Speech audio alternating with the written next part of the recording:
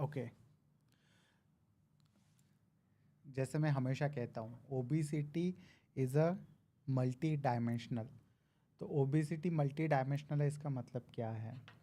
तो इसका मतलब ये है कि there are so many factors which are responsible for obesity. Fat percentage बढ़ाने के लिए काफ़ी सारे फैक्टर्स रिस्पॉन्सिबल होते हैं। एक फैक्टर क्या है? उसमें से एक इम्पॉर्टेंट फैक्टर है स्ट्रेस कॉर्टिसोल। तो स्ट्रेस कॉर्टिसोल क्या करता है बेसिकली? तो स्ट्रेस कॉर्टिसोल रिलेशन बहुत बढ़िया तरीके से एक्सप्लेन किया गया है रॉबर्ट्स पॉलेंसिस के द्वारा। Roberts Polensky, why zebra don't get ulcer, why zebra don't get ulcer, इस बुक के अंदर। तो पहले समझो कि हमारी बॉडी के अंदर sympathetic nervous system and parasympathetic nervous system. Sympathetic nervous system, जब भी कभी हमारी बॉडी स्ट्रेसफुल कंडीशन में होगी, so it is going to generate a response sympathetic. ठीक है, इसको रॉबर्ट्स पॉलेंस्की ने बहुत बढ़िया तरीके से एक्सप्लेन किया है। जैसे कि सवाना, अफ्रीका का एक जंगल है, उस जंगल के अंदर जेब्रा लंच करने के लिए जा रहा है, बढ़िया तरीके से अपने आराम से बढ़िया जा रहा है। ठीक है, बट क्या हो रहा है, उसी टाइम जो लॉयन है वो भी लंच के लिए निकला है। जेब्रा का लंच ग्रास, लॉयन का लंच जेब्रा। सो लॉयन ने देखा कि अरे मेरा लंच तो आ रहा है zebra. So lion start chasing zebra. Lion ने जेब्रा को चेसिंग स्टार्ट कर दिया। तो जेब्रा को तो निकला था लंच के लिए, बट खुद ही लंच बनने वाला था। तो क्या हुआ, तो जेब्रा की बॉडी ने सिंपैथेटिक नर्वस सिस्टम को एक्टिवेट किया, और जैसे सिंपैथेटिक नर्वस सिस्टम एक्टिवेट होगी, स्ट्रेस रिस्पॉन्स एक्टिवेट हो गया, फाइट और फ्लाइट रिस्पॉन्स एक्टिवेट हो गया, वैसे ही उसकी हार्ट रेट बढ़ गया, प्यूपिल डायलेट हो गए, कॉर्टिसोल की लेवल एलिवेट हो गई। So cortisol equal to the sympathetic nervous system, और इसका एग्जैक्टली अपोजिट पैरासिम्पैथेटिक। और जेब्रा ने बहुत दौड़ लगाई खुद की जान बचाने के लिए, और अल्टीमेटली लॉयन थक गया उसका पीछा करते करते, बोला चलो छोड़ो, लंच डिले करते हैं, सीधा डिनर ही करेंगे, थोड़ा फास्टिंग कर लेंगे, ऐसे लॉयन ने सोचा, और जेब्रा की जान बच गई।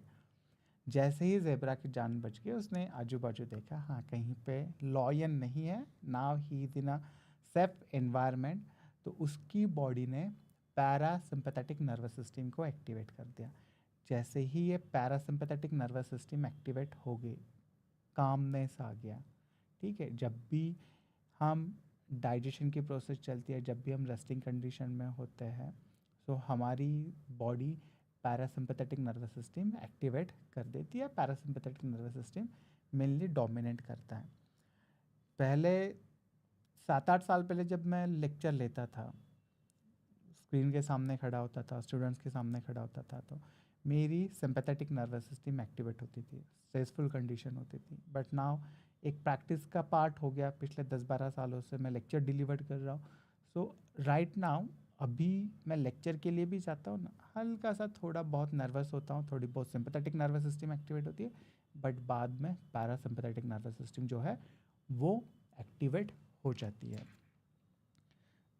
तो जब भी हम स्ट्रेसफुल कंडीशन में रहेंगे, जब भी कॉर्टिसोल की लेवल एलिवेटेड रहेगी, तब क्या होगा कि उसका एक फिजियोलॉजिकल रिस्पॉन्स है। हम बाद में इसको बहुत डिटेल में समझेंगे, बट एक मोटा मोटी समझ लो कि जो ग्लूकोज होता है हमारे लीवर के अंदर, स्टोर ग्लूकोज होता है, वो सर्कुलेशन में आ जाता है।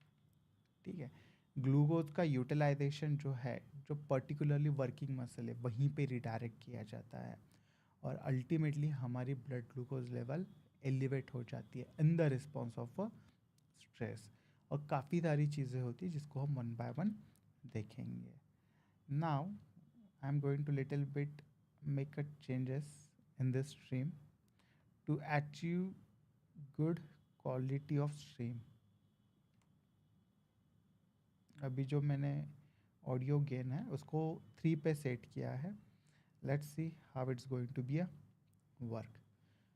अगर आपको भी इंटरेस्ट है कि किस तरह से कॉर्टिसोल हमें अफेक्ट करता है, तो रॉबर्ट्स पॉलेंस्की, आर्थर ग्रैंट मिला है उनको, काफ़ी रिनॉन ऑथर है, why zebra don't get ulcer, please go through that book. Amazon के ऊपर अवेलेबल है, ऑडिबल के ऊपर वो बुक अवेलेबल है। हम इवेंचुअली उस बुक, उस थेरी को समझेंगे, स्टेप बाय स्टेप समझेंगे। ठीक है, now I am gonna again change the audio setting. I'm going to change the gain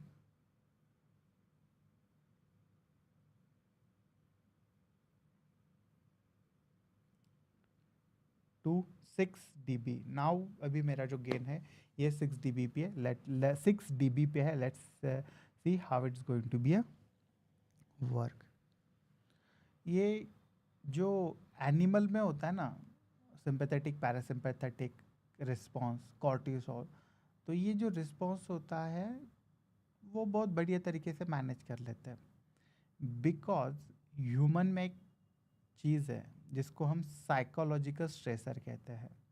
actual में वो चीज़ होती भी नहीं है, बट हम उस चीज़ के बारे में सोच के स्ट्रेसफुल कंडीशन क्रिएट करते हैं। It's called as a psychological stress.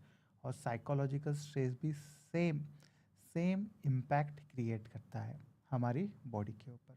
Now I am going to increase the gain little bit by 6 to 12 dB. now the gain is a 12 dB. तो क्या हो रहा है कि जेब्रा के पीछे लॉयन लग गया था, जाके ग्रास खा रहा है आराम से, कुछ टेंशन नहीं उसकी बॉडी के अंदर, तो उसका बढ़िया चल रहा है। क्या चल रहा है कि उसने पैरासिम्पैथेटिक एक्टिवेट की। क्या वो सोच रहा है अरे क्या यार, मैं जेब्रा की योनि में पैदा हुआ हूँ, ये लॉयन भी आता है, टाइगर भी मारने को आता है, कभी कभी शिकारी भी आ जाते हैं, यार क्या मेरी ज़िंदगी है, मेरे बच्चों का क्या होगा, मेरी बीबी का क्या होगा, मैं कहाँ पे ग्रासलैंड परचेस करूँगा। ऐसा कुछ साइकोलॉजिकल स्ट्रेस उसकी ज़िंदगी में नहीं है। बट इन ह्यूमन केस वैसा नहीं होता है। तो वो हमें खुद को कंडीशन करना है किस तरह से हमें इस साइकोलॉजिकल स्ट्रेसर से बचना है। हर किसी की ज़िंदगी में अलग अलग तरीके स्ट्रेस हो सकता है, जैसे कि फाइनेंशियल स्ट्रेस। तो इसके लिए तो हमें काम करना पड़ेगा, मेहनत करनी पड़ेगी, तभी जाके ये जो फाइनेंशियल स्ट्रेसर है हम इसको रिमूव कर पाएंगे। और उसकी तैयारी हमें काफ़ी साल पहले करनी पड़ेगी और कंटिन्यूसली करते ही रहना पड़ेगा काफ़ी सारे लोगों की केसेस में। बट इसको हम डील कर सकते हैं। खास अगेन कुछ लोगों को रिलेशनशिप का स्ट्रेस होता है, कुछ लोगों को अलग अलग स्ट्रेस होता है, उसको आपको डील करना, समझना, जानना बहुत ज़रूरी है। Thank you everyone for watching today's live stream.